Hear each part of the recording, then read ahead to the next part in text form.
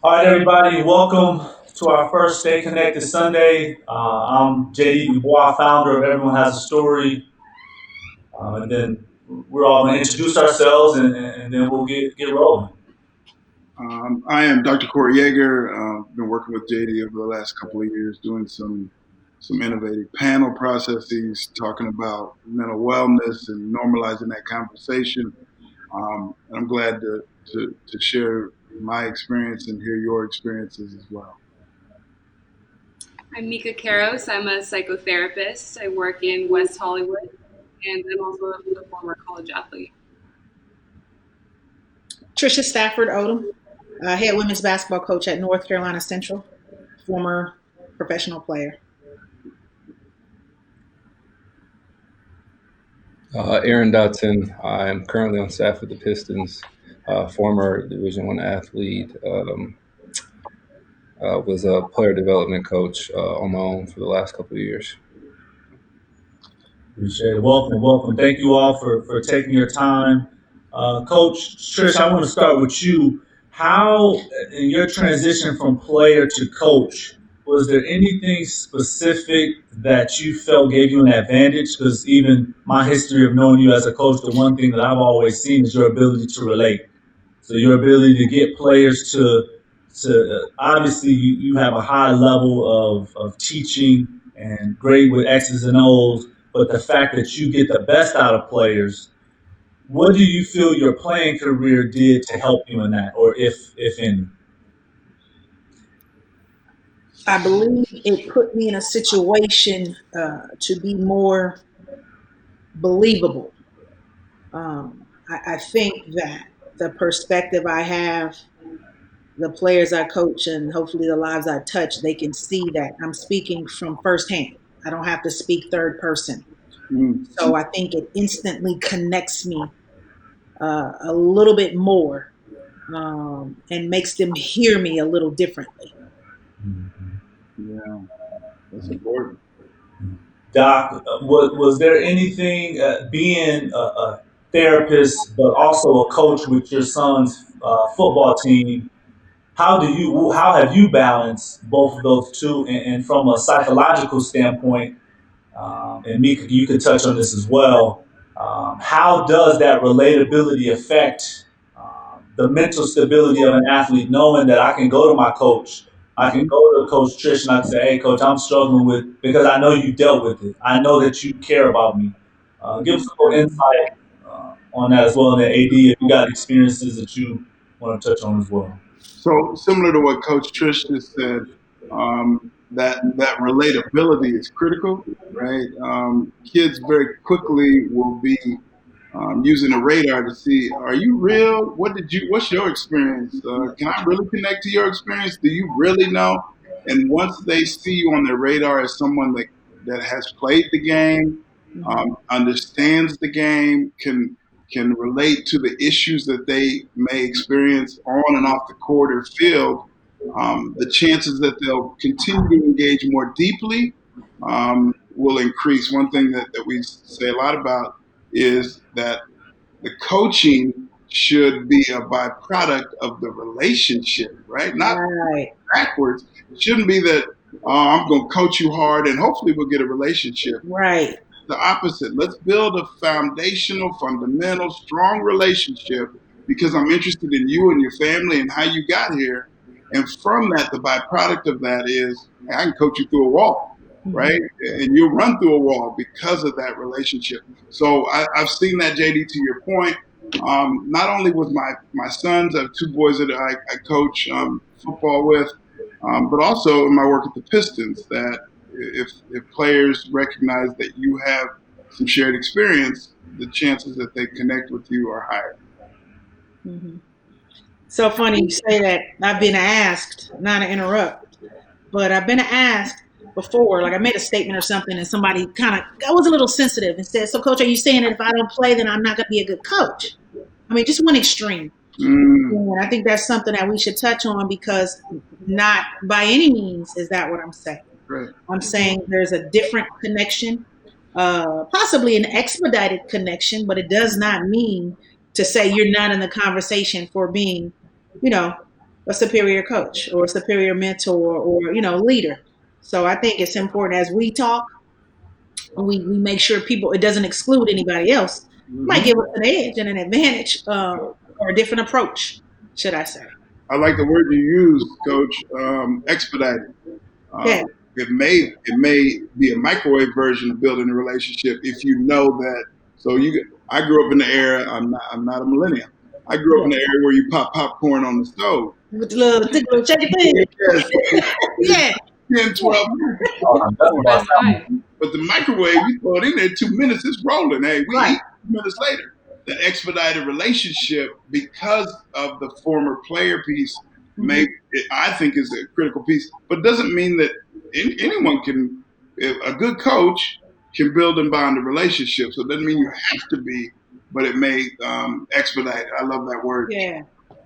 Well, That's such a good point too, because it's not just about the fact that you used to play. I think being able to relate to people more on like their personality levels or their backgrounds more than just what they do on the court or what they do for their profession. I think that's really how you establish that actual bond and connection.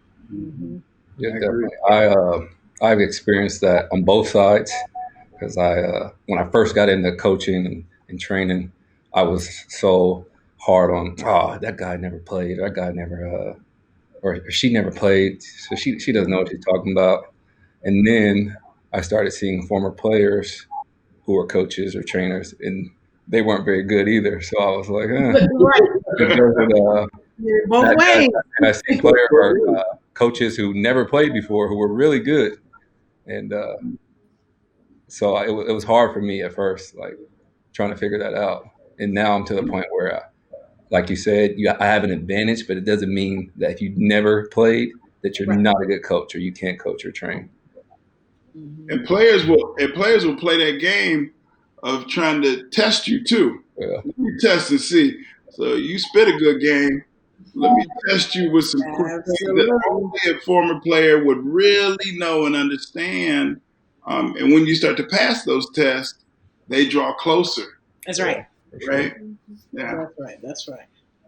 I would say similar to parenting. You just said you got 2 boys. I got 2 boys as well. JD Knucklehead grew up with siblings. So I mean, you parent better. Or more effectively when your kids see, maybe she does know the game I'm trying to spit right now. Yeah. So we become more relatable. Yeah, for sure. Or validated. Maybe we say validated. Yeah, I like that. This is the group.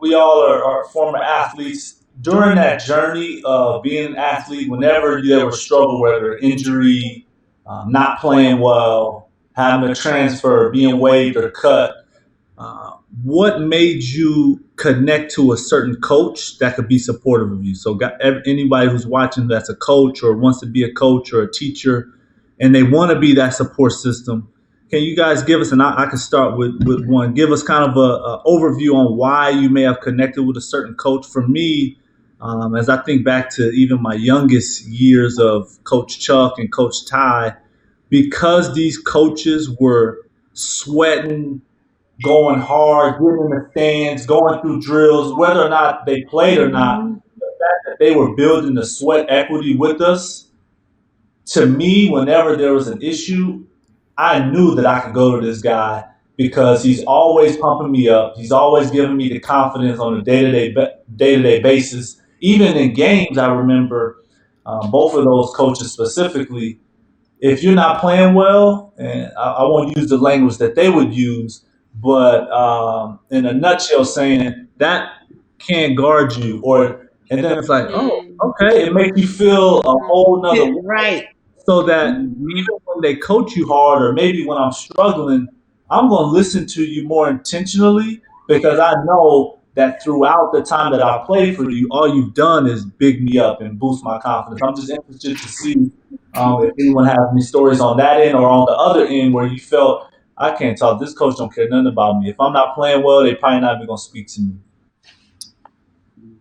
I definitely had an experience like that when Nika, I went out of high school. Okay. I had an experience going out of high school where I'd say probably for me, the most important thing was having a coach that really understood me, understood who I was on and off the court. And I think sometimes coaches actually use that to their advantage, and they can take advantage of players that way. I know coming out of high school, the first school that I went to, they really made it seem like they totally got me and they knew me and they wanted to bring me in and make me be a part of their program. But once I got there, it was like the whole script was kind of flipped, and it was, we want to break you down and we want to make you, fit the mold. And for me, that just did not work. And I was kind of out of that school within a few months. So. You said kind of out. I was out, yeah. You said something that reminds me. So I have two boys that I'm currently coaching, but I have 4 sons, and I've coached all 4 of them. And one of the things that I recall through my coaching process, and even that I utilize now as I'm coaching the boys, is I'm always going to tell you the truth, young gun. I'm going to tell you the truth. But my granny used to tell me many years ago, hey, sometimes you got tough things to tell people. Give them a dose of sugar first. Hey, boy, you're working your butt off. I appreciate your grind and how hard you work. But I do want to talk about how you read that zone block. You didn't get it right yet. We're going to get it. And we see, and coach too, the piece of we're going to get it. Right. You're not alone in this. We're going to get this. Mm-hmm. And I'm going to do a better job of helping you figure out how to do that. But giving that truthfulness in terms of engaging players is something that's really important. We call that the sandwiching technique in therapy, where you kind of put in, the compliment, and then you add in the little constructive criticism, and then you seal it off with something sweet at the end. Right. That's right. And it's important too. Go ahead.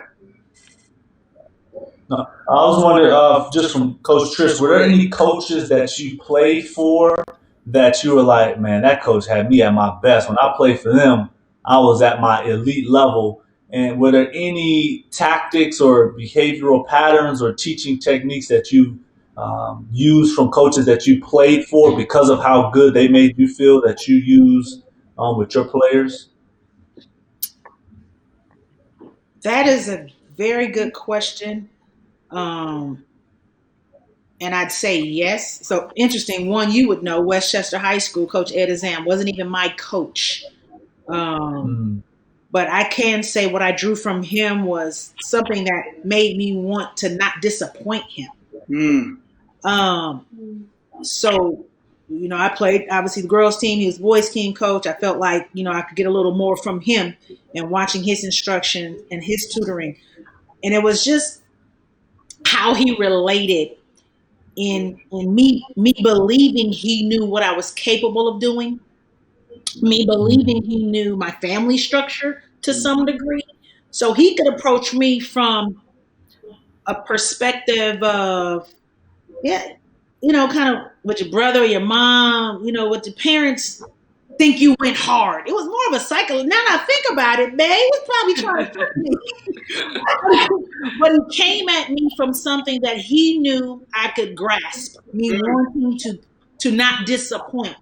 And to max out on my effort and to not be viewed as someone who, wasting my parents' time or my coach's time or something like that. So somebody was able to challenge, yet pull me pull the carpet under me. So something like that. I think I got the most out of somebody that I respected first and foremost. Yes. Let me back up to say that. Like you said, I mean, it's hard to take was hard to take some instruction or criticisms from someone I felt that never walked the same shoes or never had the success or didn't even look the part. I look it a little bit. Like right now, I'm trying to stay sleek and slim and all that, but as close as I can for my players to feel like I at least at one point knew what I was talking about. So it's visual. It's visual.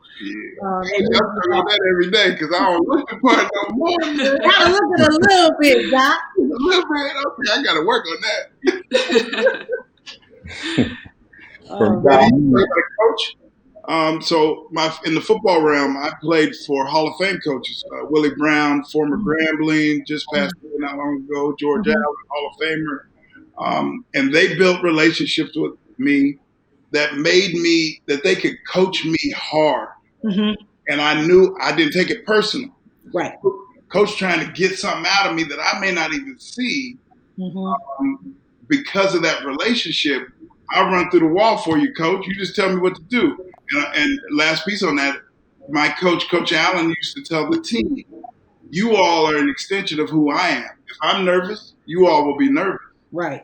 If I am secure in what's going on and what the game plan is, you all will be secure and move forward with the game plan as if you wrote the game plan out. Right. So I think that's something that Because my coach. leadership starts from the top. Yes, man. It's hard to be an unnervous person on a bench when you're looking down there. I'm shivering. That might help me too much. Nah, look the part. That's Look right. the part. So And I think I'm sorry. I think Go ahead. I think Coach Odom really nailed it too. Just the idea of respect, just like in parenting, the whole kind of like do as I say, not as I do philosophy just does not really work out. So I think players really pay attention to what type of person their coach is, and a lot of the respect comes from strategy, but I think it also comes from who the coach is as a person. I would agree with you. Agree. Who's gonna say that? So I had a different experience. So when I went to LSU at first, and we're all former athletes. So you know how you have a coach, like assistant coach, that's the one who recruits you. So when you get on campus, that's who you go to. That's who you're dealing with. And for me, the head coach recruited me. So when I got on campus, I was kind of like, I don't want to say alone, but I really didn't have anyone that I was like, this is who I call if I need a problem. If something's going on back home, this is who I go to. It was the head coach. But as we all know, once the season gets going, the head coach is busy. They're recruiting, they're doing all type of things. So I really didn't have that person to go to. And then the following, or after my freshman year, everyone started saying, "Oh, coach," I won't even say his name, but that's your dad. That was the joke. Coach, Because of the relationship. everything. He favors you, blah blah blah, all that. Mhm. So when the next year came, things were fine, and everyone still joked about that. But then I started noticing he started to treat me different, and I think he was going out of his way to show, oh, I'm not showing favoritism. Uh-huh. So the relationship got really weird because it seemed like he was just trying to belittle me and make me, I won't even say embarrass me, but yeah, he was Like, trying prove to that. in front of everyone. So it created this weird dynamic, and which resulted in me transferring. But I will say he was a super strong personality, and I just wanted a basketball coach, and I didn't need a dad. So it created this whole weird thing where a lot of players on our team needed dads. They needed someone to discipline them and be on them every moment. I was like, I had a dad. I just needed a basketball coach. So it created this whole weird, really weird situation. Doc, Wow. you talk with a lot of coaches on our staff and just coaches in general. Using that situation for example, if I was that coach and I was coming to you and I felt, man, a lot of these players think I'm favoring this player over the others. I'm trying to figure out. I think the value that you have with coaching staffs is before a situation like that would arise, the coaches can come to you and, hey, so I'm struggling with this kid that I love. I recruited him, but I feel like the other players think I'm favoring him. How can I go about that? What would if that happened again and the coach came to you for some support? What would that conversation look like so that it doesn't end up being kind of what AD ended up experiencing? Yeah, I think there's kind of two pieces to that. One piece is that coaching has got a huge aspect of proactivity. You got to be proactive. You don't wait until things get fall apart and then react to them. So my advice in that situation would be with the coach, talking to the coach about, hey, so did you talk to AD about your relationship and about how other players may view your relationship as being quote unquote special or fatherly to AD, because he's going to have to deal with players trying to figure that out. So, coach, having that conversation, AD. So I'm tight with you, and that ain't gonna change, Bubba. But sometimes I'm gonna have to do things. So it reminds me, my coach told me, I was close with my head coach in college, and he said, "Hey, you're a captain. You're a good kid. There are gonna be moments, and I'll usually give you a warning. There's gonna be moments I'm gonna ride you heavy. I'm gonna look for things, right? I'm gonna look for things to point out that may be very small. But if the other players know I ride you, then they know I'll ride them. So being proactive with that approach, and then also getting the support of the additions of the rest of the coaching staff. Like, hey, AD and I were really close through that recruiting process. So I'm telling my lead assistant, I want you to make sure you tighten that relationship, so you can push him and love him, not just me. So kind of that sandwich approach, of doing a both and, not a sandwich necessarily, but a both and approach, for coaches, I think is something that I would probably advise. It's interesting you say that because I just think back to certain coaches when you're playing for them. You're like, man, this dude won't leave me alone. Like I win every sprint. I'm the best player. Why? But they never have the conversation to say, hey, young fella, so look, I know you do everything I asked of you, but this is why. Because what you end up doing, and is why I ended up transferring as well, is you end up pushing a person so far away that they're like, hey, man, I'm not going to keep dealing with it. And psychologically, if there's never been a conversation to know why as a player, especially if we're talking about 17, 18, 19-year-old kids that, man, this is my dream. I came here, you sold me on, I got a chance to feed my family, I got a chance to do big things. And now you're talking to me crazy every day without there being an understanding of why. I think that happens to a lot of kids. Yep. And something as simple as what you talked about is just a conversation of, hey, so just so you know, this is how this is going to be. I'm going to be on you a little more, so that players have an understanding of that when they go to practice and you do that, they say, okay, he on one today. Yes. So I thought that was interesting. Go ahead, AD. For me, that never happened. And Right. I ended up leaving and really just hating everyone. And it wasn't until like the last 2 years. It's funny. I ran into some of the assistants because I always felt like, dang, you guys, everyone was so scared of this coach. So everyone was walking around on eggshells. And I hated the assistants when I was in it because I was like, dang, you guys didn't have my back. You guys see what's going on. And I ran into 3 of the assistants the last 3 years. And the first thing they did was apologize. Which I'm like, that made me even more mad. So I'm like, Hey, AD, I'm like, dang. Yeah. But one of them explained, like, man, I couldn't say anything. I was like, I had to feed my family, which I understood. But I'm like, dang, you guys all apologizing to me. And you guys all were there. You guys all experienced this. So I was like, whatever. But I wish the coach would have did what you said, Dr. Corey, and said, hey, this is what I'm doing. Yep. I need you to understand this. Then it would have been, I could have been like, okay, all right. But it was nothing. It was just beatings to the point, like JD said, where I'm like, all right, this is it. God, I hope. And I can hear it. I hope, though, what it did do for you is validated you in understanding you weren't tripping. Yeah. They do agree the dude was foul. So at least that gave you some sense of, all right, it wasn't me. I wasn't immature. It was just a tough situation to deal with. I wish I had gotten what we're talking about now. But at least you know you weren't tripping. And it was real.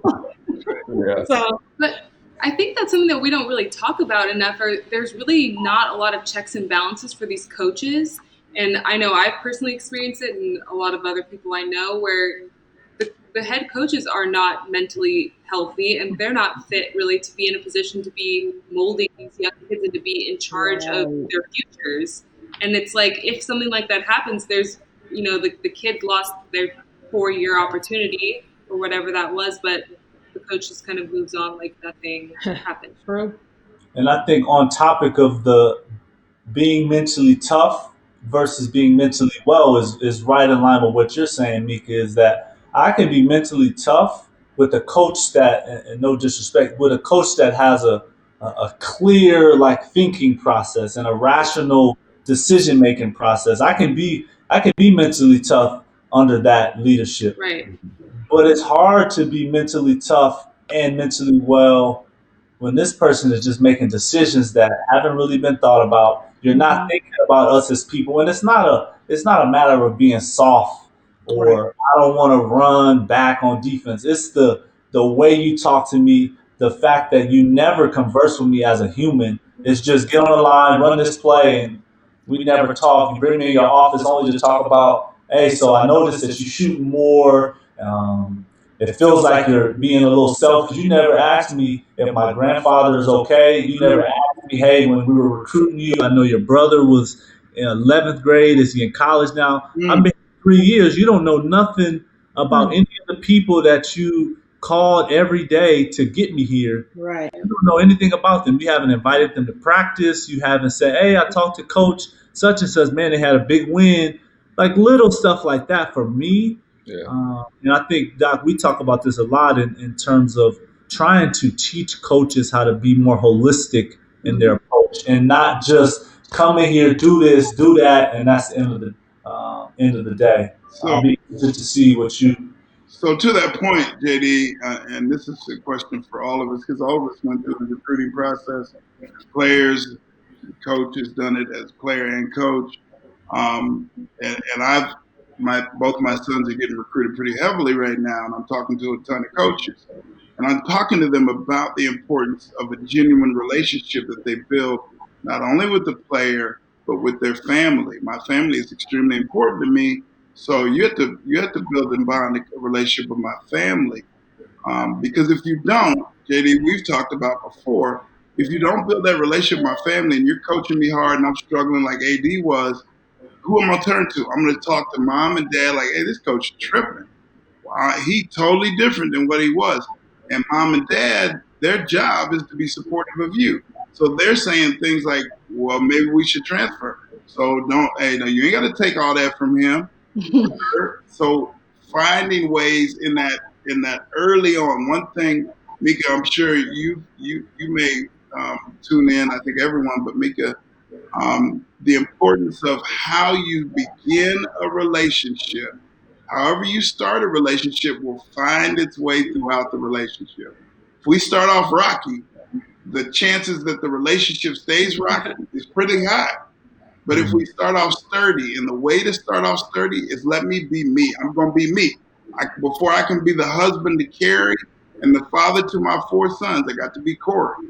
And if I show up with Corey as a recruiter and be real and supportive, that will burgeon and blossom the relationship. From that, we can be productive. 100%. I think for me, one of the issues was I was a really good player, but I had I was very passionate, I was very aggressive, I was very emotional, and I had ADHD. So the way that some of the coaches would get to me, like, we totally understand the ADD thing, we can work with it. But what they really wanted to do was just pick out the kind of talent and leave the rest out. Yep. And you can't do that. And I think kind of what you're saying is that it doesn't work. You need to embrace the entire person. And if you're not the right fit, that's okay. But allow that player to go find a coach that is. That's that holistic piece, right, Mika? That's that holistic approach of let me engage. JD talks about this a lot. Let me engage you as a person. And the player is in there somewhere, and we're going to pull that out. But who are you? How's your relationship with your family? And talk to me about your relationship with your coach, AAU, and all those things. Really important.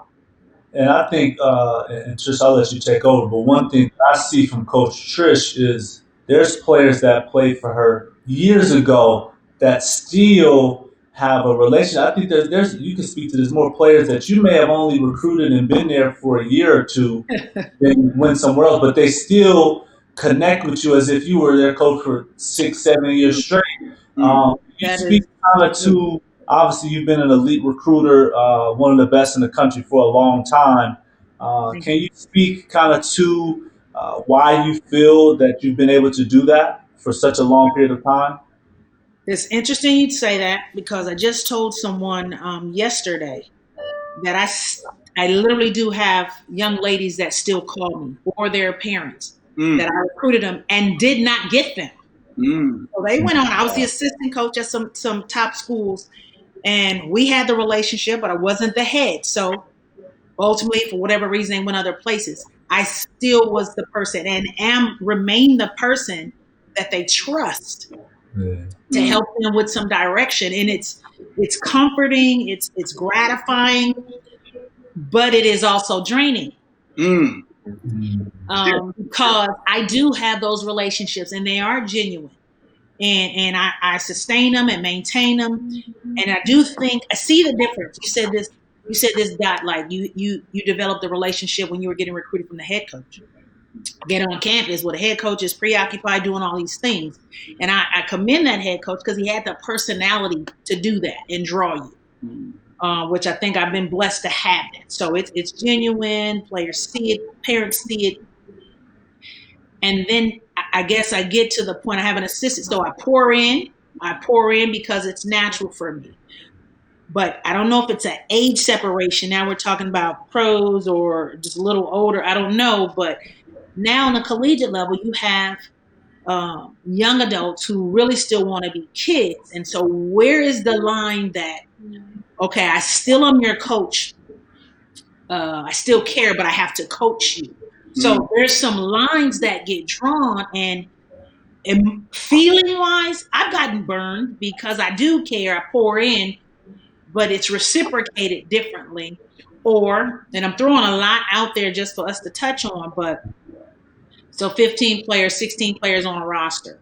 I've established relationships with all the family, all the parents. Now it's time to coach. Well, everybody can't keep calling me. Yeah. I can't be the problem solver, the Christmas card writer that for everybody. I may want to, but now I try to delegate that.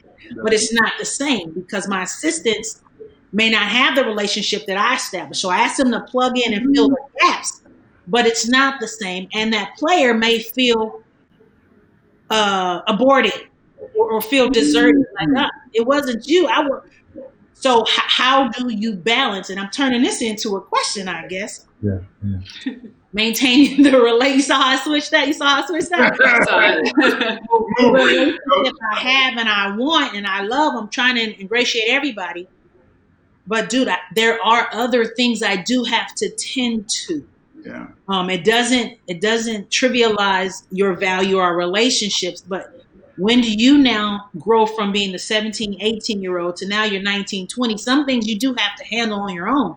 And I can't coddle you. I can't not be that same figure to walk you through it, the entirety of your collegiate career. Yes, my relationships are genuine and awesome. I pride myself on that. And I have gotten some slack from my coaches that say, man, you can't do nothing wrong with that kid. That's your favorite. But those are a couple of the same ones that I was able to have that same straight up conversation. You're not getting it done. My coaches are talking bad about me for babying you. You got a minute and then you got to go. Yeah. So it also comes back to being a little bit easier to having that same conversation. And I don't know if I danced around everything you asked, but again, I pride myself in the relationship. It does become draining often because it's genuine. So I don't want to cut it off either. It's like once I get a kid, I don't want to cut them off either. Yet I have to prioritize some things, and that may end up being that kid doesn't get my same 24 hours of attention. And coach, it reminds me then, so I'm saying to players and coaches all the time, we must recognize our deficits where we have deficits and surround ourselves with wise counsel. Therapy, Mika, is just like that we become wise counsel. It's not my job to change you, but it is my job to be what I describe as a facilitator of awareness. that I'm gonna make you aware of some things that may be tough to hear.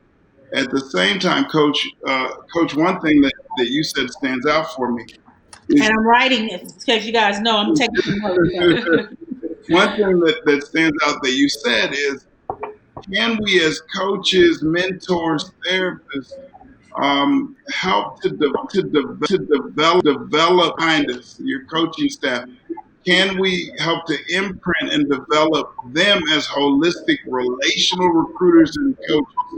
That if that's another part of the job, if you're taking that young coach that you put on the staff and you help to develop them in a holistic way so they can be supporters, and it's not all on, because the head coach is the face of the program. So I got to do this, I got to interview, I got to meet with this, and oh, this kid needs to talk, and this kid needs to talk, and this kid. So if we can develop those folks on that staff to think and support in ways that you see fit as the head coach, I think is really important, is that development and wise counsel. And to that point, Doc, I think one behind Adam Silver's genius of understanding how important the psychological piece is to our game. It's similar to, in our case, you draft a kid. So the first you draft him, the first day he meets coach, everything is perfect, and show you the facility, and this is your locker, and training camp comes, and it's still kind of, and then preseason comes, and you might not be playing as much. But I think the advantage, and I look forward to the day where all of our athletic systems have in place the support that we have the opportunity to have in the NBA in terms of psychological support, is that Coach Case knows that he has someone who's equipped to manage all of those in between quote unquote issues or how a player may be feeling. And I think that's a huge advantage, because now a player, you're getting the most out of the player, because there's never that space of, damn, coach tripping, man. I don't, because Doc Yeager is gonna pull you to the side and say, hey, so understand, look, this is the roster. We got this guy. How about you think about staying in the present, staying in the moment when you are out there, be more aware of that inner voice. Even if you only got a 5-minute stint, you don't want to be playing 3 of those minutes looking at the clock saying, when am I gonna come out? That's good. So without the any assistance or the head coach to have to even worry about this young guy, he has a support system in place. And I think just watching Doc Yeager with our team over these last 2 years, I understand the brilliance behind why Adam Silver mandated every team to have a mental wellness professional, because the players need it. Not just the young players, the older players. Man, I only got a year or two left in my career. What am I going to do? Like, I don't know what to do next. Do I want to keep moving my family? My kids love this school. So all of the different factors that we face in the NBA, I think are very similar in terms of adjustment to a young kid coming to college and saying, "Dang, you were nice to me." Well, yeah, even for me, I'm different in our summer workouts in a way than I'm going to be in the middle of the season. In the middle of the season, we got to watch film on what you're not doing. Mm-hmm. Some workouts, more development, all about you, trying to see how you can fit into the team. Very optimistic. We want you to take this step. But you go 10 games, we had a guy early in the season, you go 5, 6 games, DMPs, your feeling towards me is going to be much different. Mm-hmm. Even though our relationship is genuine, all the time I spent with you in the gym was genuine, but you're not playing, and you looking at me like, man, we've been working on all this. I don't even get a chance to show it. Right. Being able for me to have that, like Doc is saying, that holistic relationship to where we can sit down and have an honest conversation and then figure out how to move forward, I feel like is important. JD, that reminds me, Mika, this is for you. As a therapist, I find myself focused and honed in my work on being clear about the language that we utilize. Every single word that we use matters.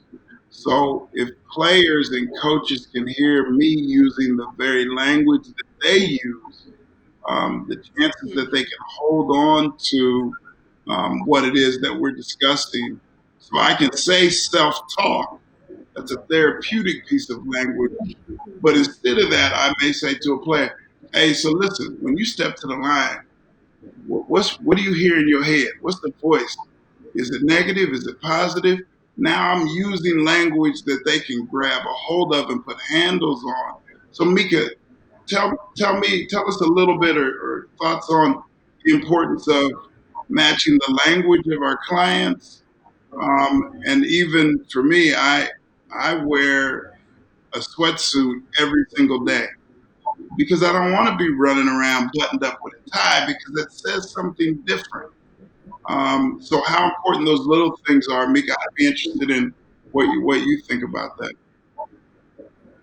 I'm the exact same way. I pretty much go to work wearing this because I have my own practice, so I can wear whatever I want. And I want people to feel comfortable. I think if you walk into an office and you see somebody all buttoned up and stiff, you're not going to feel comfortable opening up to them. Same with language. Before we started, I asked JD if it was okay to cuss, and I usually cuss in sessions with my clients because they don't want to hear something that you read out of a book. They want to hear a real person speaking from their heart. But I also wanted to say something to Coach Odom about what you were saying, because I think that's something that I experience, and I'm sure Dr. Corey does too, as therapists, is the idea of boundaries, right? Because when you're a coach or you're a therapist, you become very close with these people. Mm-hmm. And of course, if they reach out to you, you want to respond. But if every single person that you work with is calling you at the same time, it's impossible for you to balance it all. So I think being able to set boundaries, and so players understand when we're on the court, this is how I might react to you. When we're off the court, I might respond to you differently. Mm-hmm. I think that people really respond well to context and boundaries like that as well. That's good. I understand. That's powerful. And Don, have you seen or noticed, just in your experience being able to play at two different schools, was there a difference in the approach to recruiting and that adjustment when you were 17, 18 going to college, as opposed to your understanding when you're being recruited now as a transfer at 20 or 21? Obviously, that maturity level is so much different being 16 or 17 coming on a campus, and then be able to take not only age but also experience into that next stage of recruitment and adjustment that we're speaking of. Yeah, for sure. I at the first, when you're at 17, 18, you want to hear all the good stuff. So then when I decided to transfer, I'm like, I already experienced the worst of the worst. So be upfront with me so we don't have to go through this again, which didn't work out that way. But yeah, I mean, hey, that's why JD had me on here. I had quite a good experience, but yeah, no, it's not alone. It definitely was a different experience being 17 and not really knowing how this business worked, and then being 20 and you can kind of see it and you're like, okay, you might say all these things, but I know what your bottom line is. So just be upfront with me and we can move from there. And then from a wellness standpoint, I'd like everybody to kind of touch on this. Obviously, or maybe not obviously, dealing with injuries and trying to bounce back, and the space that you get put in when you're injured, or for some people when you're just going through a stretch where you cannot put the ball in the basket. It's just, I'm doing the same routine. My performance is just shot. And that space that we all know you get in when you just going back to the dorm, you going to that late night diner, you're like, hey, we don't play till next Thursday. Now I'm thinking about this every day. And then on the flip side, that being injured and trying to bounce back and rehab and then getting other injuries. One is, what does that space feel like? And two, if you could go back and create a structure that will be more supportive, what do you feel that would look like? Yeah. So for me, I was dealing with fractured knee, and at the same time, I was coming back from that, and at the same time, my mom was diagnosed with breast cancer. So now I'm halfway across. I'm from Seattle and I'm in Louisiana, so I'm halfway across the country. I'm trying to figure this out, and then I remember this like it was yesterday. We had a game the night my mom had her surgery, so I'm checked out, right? I couldn't care less about this game. For And obvious reasons. Mm-hmm. I'm sorry. For obvious reasons. Yeah. So I had asked if I could go home, and they're like, "No, you need to be here for this game. This is a non-conference game. We're playing against Nicholls State." I'm like, man, I'm not well enough to be in this game mentally. Yeah. And they're like, no. Our head coach is like, no, you need to be here. Whatever. So I play in the game. I'm checked out. We end up losing the game. First time in 50 years we've lost to an in-state team. It's this whole big thing. I'm the leader of the team, so everybody's coming down on me. No one knows. We didn't tell the media anything about my mom, so no one knows what I'm going through. So everyone is just killing me, papers, and the coaches just act like nothing happened. It was just basketball, like just back to the next day, cussing me out and all this stuff. And I'm like, man, I don't know how to deal with this. Like you literally feel alone. So it was a crazy feeling. And then with the injuries, I went to Utah and had surgery on my knee again. And then JD, you came, you were there. And then I break my foot first practice of the year after my redshirt year. And now it's like, all right, coaches are looking at me like damaged goods. I know in the back of my head, they're not saying it, but in the back of my head, I'm like, all right, I know what this is. And then the trainer's telling me, okay, like you're not ready because they're rushing me back. And he's like, you're not ready. But he's scared to tell the coach that. So then when we get around the coaches are like, oh, you're being a puss. The trainer said you're ready. You just don't want to play. And I'm looking at the trainers like, man, we just in the training room. We're just in the training room talking about I'm not ready. And now we get in front of the coach and now I'm soft. So it was like this weird, super weird space where you're like, okay, I don't know what to do now. So how would you guys handle that? And Doc, you get stuck there though. As a player, you get stuck. Yeah. Like, hey, you just 5 minutes ago told me I ain't ready. We go in front of the coach, you tell me, yeah, he can go do everything. Now you looking lost and stuck. And if there is no outlet, if I don't have anyone that I can turn to, I turn within and the struggle ensues. My anxiety goes up. The propensity for me to be depressed about my situation increases. And all that impacts my ability on the court. So feeling alone, use the language of feeling alone, that's a scary spot for a player. And we're all players are want to do the best they can, but we get stuck. Hopefully now, JD talked about Commissioner Silver having the foresight to say, hey, every team is going to have a mental wellness person, a mental health professional. That to some degree becomes my job to say, all right, so this kid's feeling a certain way. It's not about basketball when I approach you. It's about who you are, how you're dealing and managing through, or the lack of that management that we want to increase. That's a lonely space to occupy. And then, Doc, we talk about, and I'll let everybody touch on it, we talk about the importance of teaching coaches to coach from, you don't have to be a therapist or have any social work background, but teaching from that holistic vantage point. If the resources don't allow you to have someone on your staff, at least you're aware of, okay, let me be aware of these things. And I think that's going to be an important piece for us to teach this next generation of coach.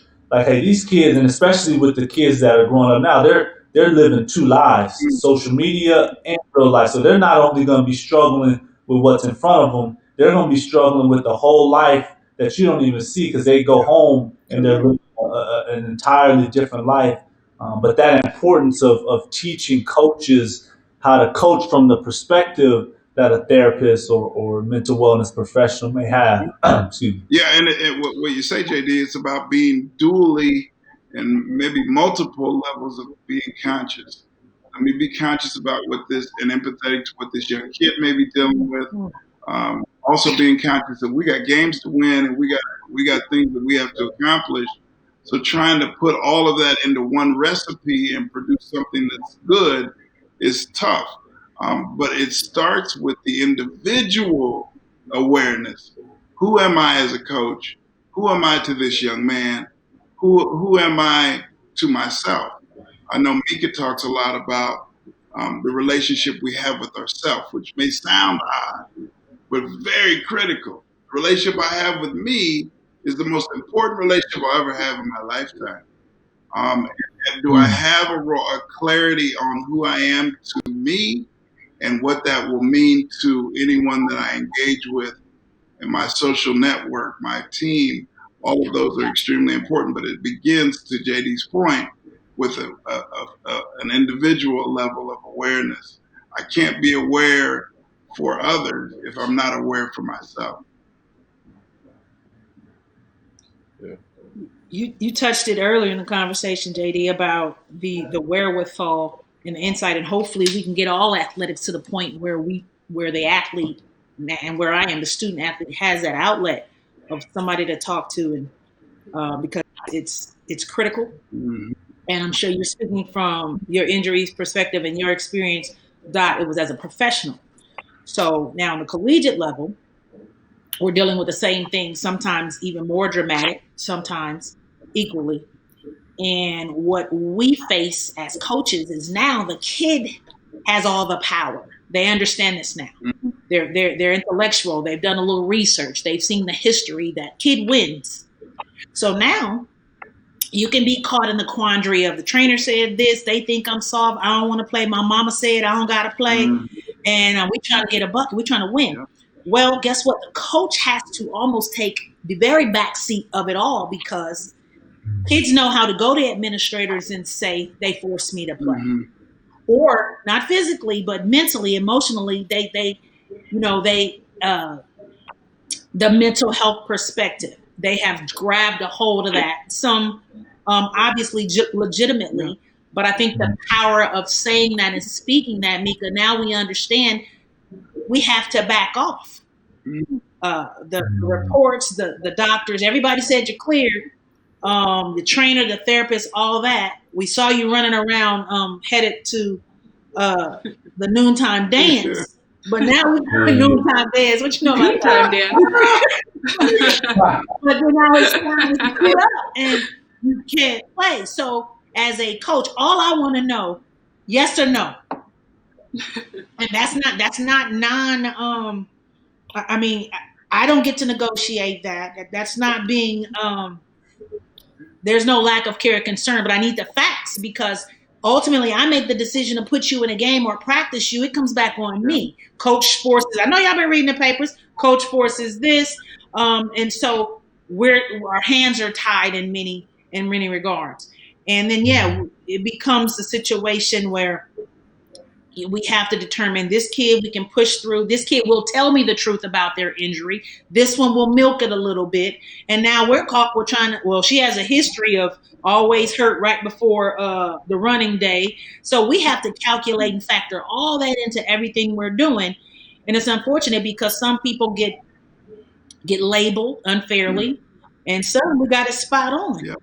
But yet at the same time, we do have a job to do for our family's sake. So it becomes tough. It becomes tough. So now you find a person that the kid does open up to, so you get a little more out, and maybe you can try this approach. Coach, I have a question. Given all that you said, then as a head coach, the buck stops here.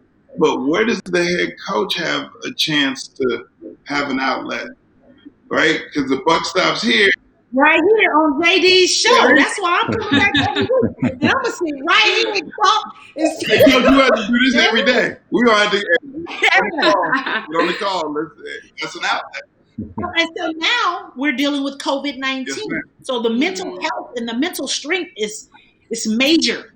So we have, on a serious note, I mean, all of it's very serious, but our kids they were mandated to go home, get out of the dorms, go home, tournament over. Well, guess what? As much as kids complain about dorm food and the situation, and they want to go home, as soon as it was time for them to go home, they don't want to go. They didn't want to go. Why can't I just stay?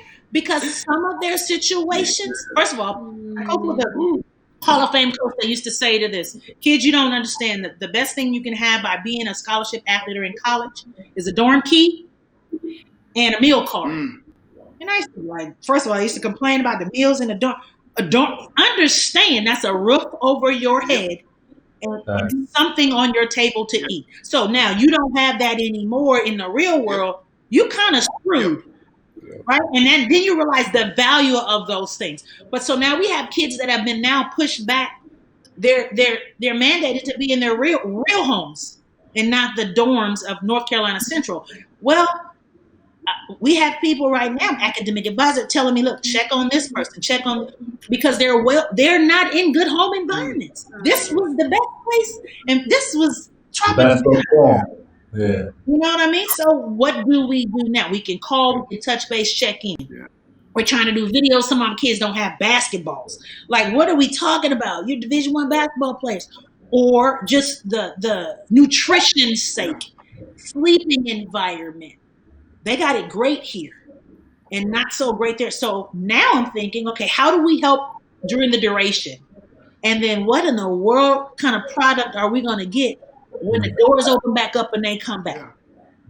Yet the administrators still want wins. So, Coach, that's the most important thing now with us dealing with this COVID and all the things that come along with that. The production of anxiety when you're isolated. Anytime you're isolated, the chances that you become more anxious goes dramatically and drastically up. But one thing that we know is if we continue and your staff does this work and you do it, to say, I'm going to be as supportive as I can be. I cannot fix it all, but I want you to know as a player, hey, we are here for you. We are going to continue to be here for you. And to your point you said earlier, Coach, that you recruited kids years ago that you didn't get, but that stayed connected. Why? Because they read that you cared. That's why they stayed connected. So in COVID, with all the chaos that we're enduring, that what young people are looking for is that so you stayed connected. You try, and you may hear from a young player the anger that's associated with everything that they're dealing with. But what we know is for young players, because you get them in the adolescent phase, that one thing that adolescence does is it produces a spot for young people to try to find the boundaries. And the thing that young people can do the most and best is show you anger. Well, what we know, Mika can talk about this probably better than I, is that young people can show you anger, but anger is a secondary emotion. The primary emotion that it may come from is I'm sad, I'm disappointed, all of these primal emotions that young people don't know what to do with, but they surely know how to show you anger. Well, we can interpret that as, are you just trying to be mad? No, but if I get a chance to build a bond, a relationship, I know that it ain't anger.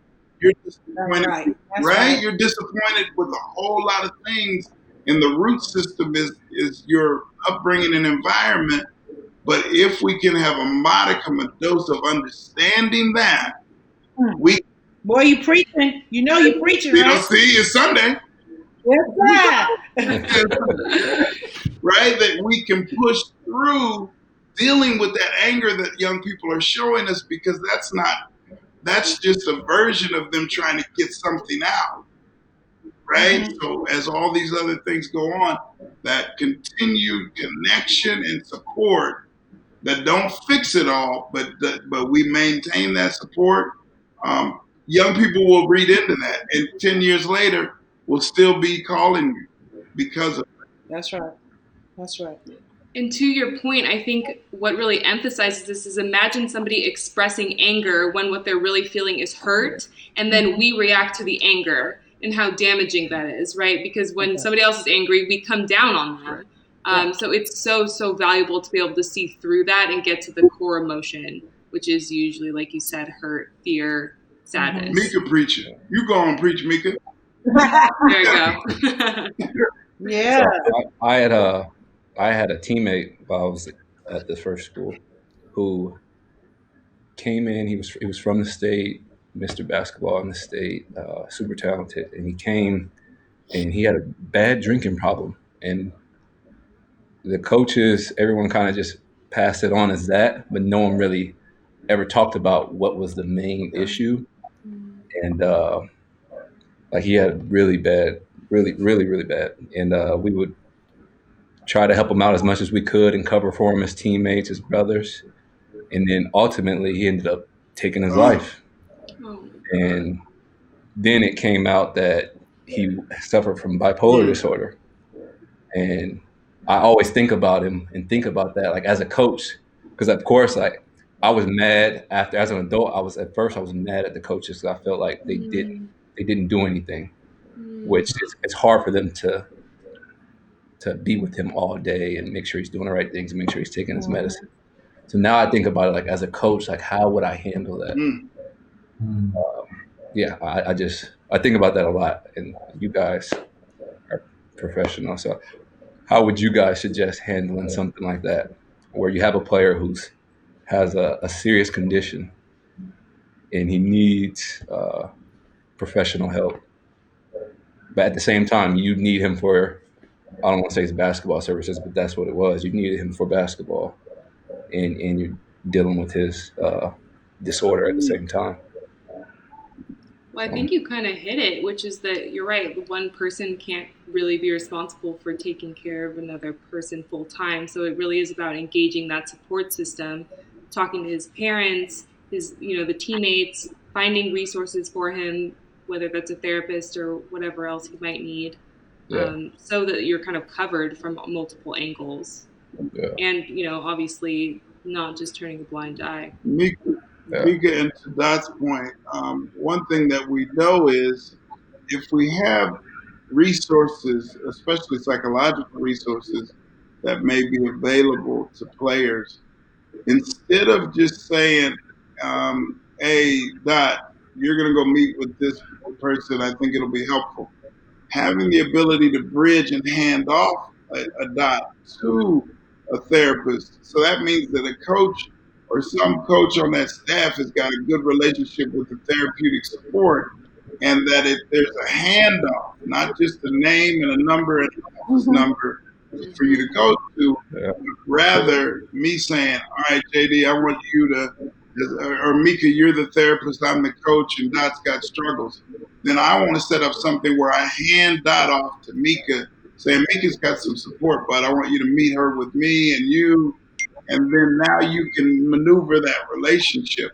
The other piece that I would say that's akin to what Mika said is I'm a metaphorical therapist. So I use a lot of metaphors. I use a lot of sports metaphors.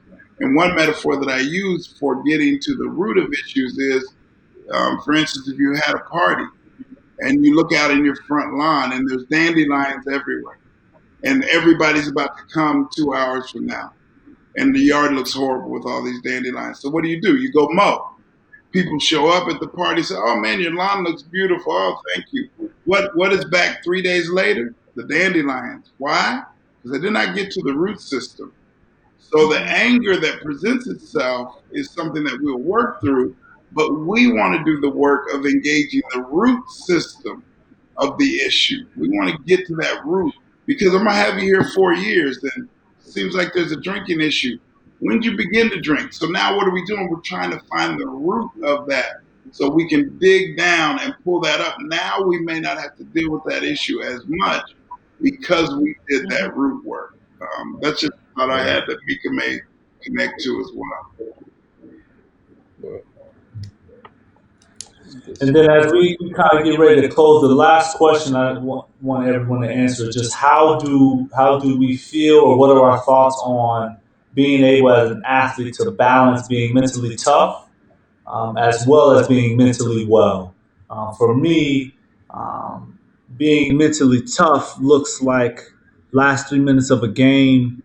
I haven't played well the entire game, but I'm able to be in the present moment and execute the skill at hand. And the convergence of the mental wellness piece is the presence. So being able to be in the moment, being able to not look behind at how bad I played and to not look ahead on if I continue to play bad, we're going to lose. People are going to be disappointed. I'm going to look bad. So being able to both have the courage to make the same plays that I may not have executed the first 3 quarters, but now when it's time and it's on the line where you need me to perform, I have that same physical courage to not hesitate to take a shot, to not hesitate to go get the ball and call a play. But the wellness piece is being able to be present, being able to again one possession at a time, execute the skill at hand, and not worry about what the result will be. And I think that balance is difficult, especially when sometimes we push ourselves mentally to where it may not be healthy, but on the physical side, you get results. And it's hard sometimes to argue, man, I'm playing well. I know I don't sleep, and I know I talk bad to myself, but we won 5 in a row. I'm averaging 18-5. How can I? So I think this is something that will continue to be a conversation, especially in athletics and competitive athletics, because sometimes you can push yourself mentally to where 2 years from now you see the byproduct of how you treated yourself mentally. But in the moment, you may see some success on the floor that will blind you to the fact that, dang, how you was talking to yourself, or that psychological space you were in isn't something that you can carry for the rest of your life. So that's kind of my feel on it, and I know this is going to be a topic that we'll continue to try to dissect and see how we can help young athletes and young people, period, young and old, on that balance. Mm-hmm. Yeah. JD, we use the term that I started to play with a lot is athletic amnesia, basketball amnesia. So if I dribble the ball off my foot, turn it over, and then I'm mad at myself, and as I get back on defense, I let this cat blow by me, gets a quick and one. Now I'm bringing the ball back up the court, and I'm thinking about those last 2 possessions. Now that's impacting the following possessions. So how do we build that amnesia in, all the while being able to kind of continue to do the things that we're supposed to be doing? I think it's important. It's not easy to do, but it's about awareness. Yeah. I like to think of it as like self-parenting.